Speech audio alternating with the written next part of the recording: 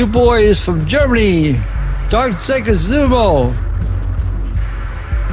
And they'll be playing the Zeta synthesizer here. Sing away, boys!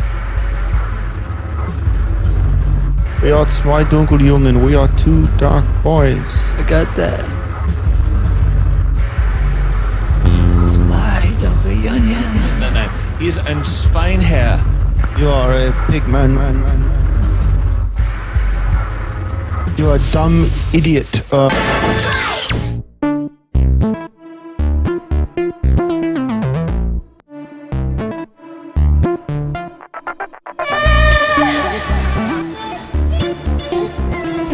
He says, how old are you then, old man?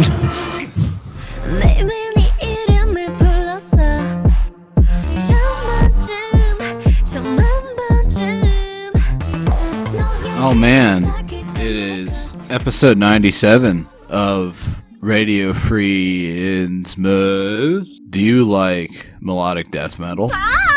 Do you like Swedish melodic death metal? Do you like that trash enough to know who the hell Daniel Erlandson is?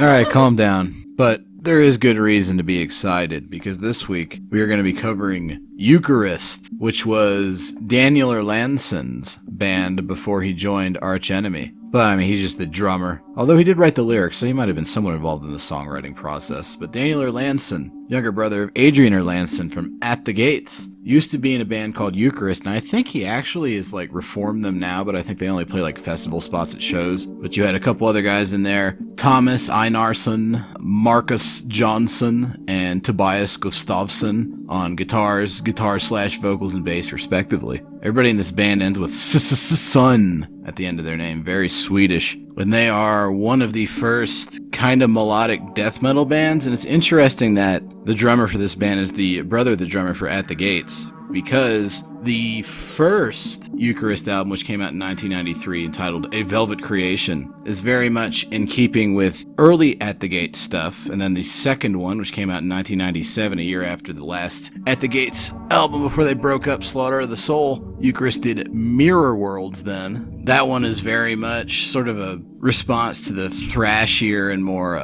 pop-oriented direction At the Gates took later on. So the first one is really complex and strange and probably off-putting for most listeners, but overall a very rewarding listen if you give it time. Then the second one is the more popular of the two releases, and it's just very in-your-face and melodic. So it's almost like they've condensed both eras of that kind of At the Gates stuff into each of these albums, although merely labeling them as an At the Gates clone would be doing them an immense disservice, because even on that first album of theirs, Eucharist, were doing some pretty interesting and strange stuff, bit more aggressive and nasty than At the Gates in parts. They often approach things from more of a thrash realm than the more doomy black metal stuff you might have heard on early At the Gates. They're also very technical in how they do things. The production on this album is really weird and strange, and it doesn't make any sense to me how plastic the drums are and how artificial the guitars are, because it's the same producer that did that one Decameron album and then the first Blaze My Sorrow album, which both sound awesome, so I gotta think maybe the band is to blame for this. But the music itself is great once you get used to that annoying kick drum sound. It sort of reminds me of the same sound Maleficarum from Italy had in their first album. They're big into these very unorthodox transitions. You went right from that thrashy riff into sort of bendy thing that turns into a bit of tremolo, heavy black metal type stuff. Pretty cool stuff. My favorite song on this album is entitled Floating. If you got a Swedish melodic death metal album, you gotta have these cool little acoustic interlude type things. But this one's great because it leads right into the intro riff of the song very nicely. But it gets quite a bit more aggressive, especially when you got Daniel Erlandson cranking out those blast beats. Their riffs tend to wander all over the neck in a horizontal direction, which means that when they do go back to that main root note of the chord, it's quite a bit heavier, kind of buzzes out a little bit.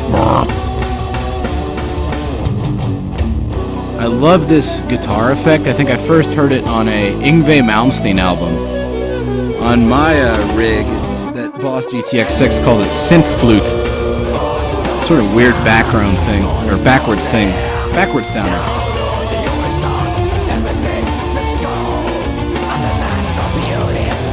The lyrics are very heavy into the same kind of surrealism you would see from Niklas Sundin, writing lyrics for Dark Tranquillity and Early In Flames.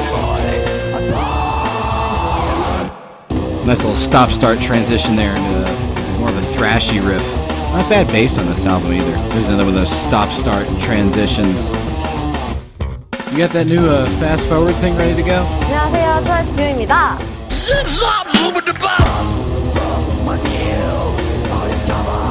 So this part, coming up in a bit after all the blasting, is actually probably my favorite Eucharist riff, and one of my just favorite parts in any song of all time. The transition leading into it is very masterfully done when they have the one down-tuned guitar cranking out chords in the back, and then this actually very sweet-sounding kind of linking melody being played by the other guitarist. I'm not sure who does what. They're both just credited as guitarists on my copy instead of, lead and rhythm or whatever. But here it comes. Check this shit out, fam.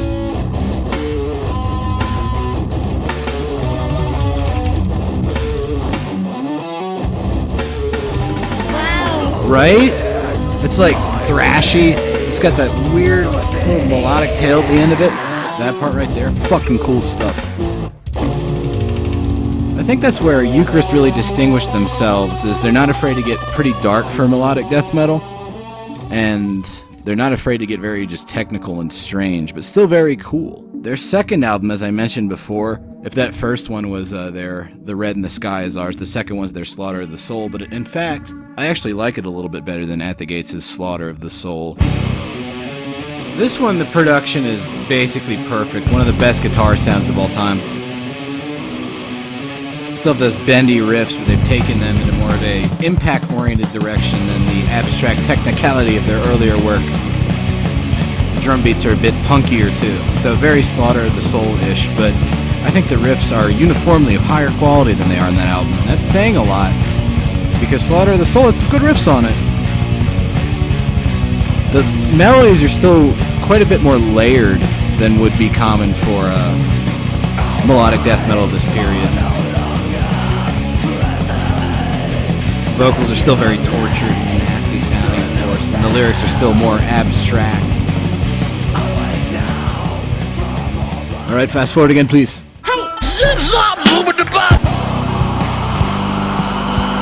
They do some cool, more atmospheric parts as well. So they aren't quite as complex as that first album, but they still have the same control of compositional dynamics that they displayed earlier, just in a more punchy and punk-oriented format.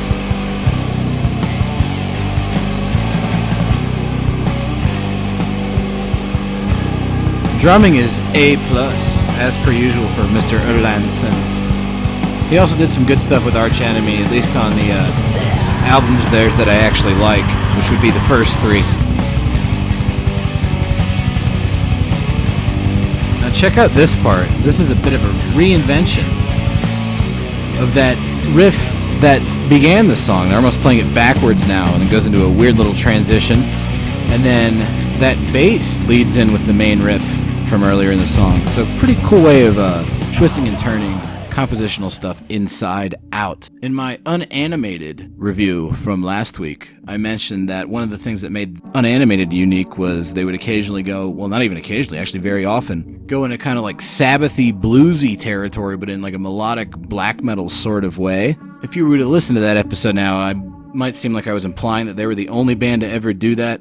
A few other bands did try their hand at it, notably Tiamat on their first album gave it a shot way back in like 1990, but one of the worst moments in metal history approaches. 우리 트와이스 멤버들 다 같이 여행 온 거죠. Oh, believe me, it gets bad. It sounds okay now, but look at this. Not good, YouTube. Wow. Yeah, it's pretty fucking bad, am I right? Stop it. Get some help. Jesus. And I defend early Tiamat. I'm the only guy I know that admits to liking clouds. But this bluesy shit was not working, fam. On, I want to say the 6th track on Mirror World's Eucharist, tried their hand at the same kind of like bluesy thing, but it worked out quite a bit better. They went into very Sabbathy territory. Maybe even Spirit Caravan-ish. Keeping up with the At the Gates comparison, you might say that this is their World of Lies, but once again, I like this better than that track. Sorry, At the Gates. It's kind of a really cool up and down, pentatonic based, hard rock riff, considerably heavied up and made into a death metal type thing. And then they counterpoint that with a nice blast beat. Overall, pretty cool experimental album. There's an instrumental track on it that has a saxophone in it. There's another instrumental track on it that is like 8 minutes long, and it's all based around permutations of this one kind of doomy riff. So I would highly recommend both Eucharist albums. Go and check them out if you can find them. They've been reissued fairly recently, so they should be relatively easier to acquire. They used to be very expensive. I'll see you next week. The struggle to free myself from restraints becomes my very shackles. Friends, I've got something new to tell all of you. I've decided to sponsor a hockey team made up entirely of chimps. I'm tired of people telling me that chimps are not capable of kicking human ass in sports. Chimps are just superior athletes. And these chimps have been working out hard. They're throwing kettlebells, battle ropes, everything. I've got them on a strict diet of bone broth and elk meat. These chimps will rip your balls off. God damn, it's impressive. All I got to say is, see you on the ice, folks.